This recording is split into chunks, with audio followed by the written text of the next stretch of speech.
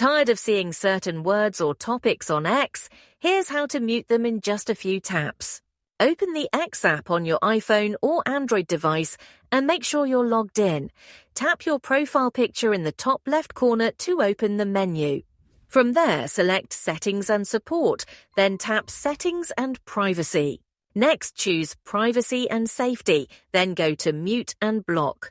Now tap on Muted Words. On this screen, tap the plus icon in the bottom right to add a word or phrase you want to mute. You can type in anything from names, hashtags, or any topic you'd prefer to avoid.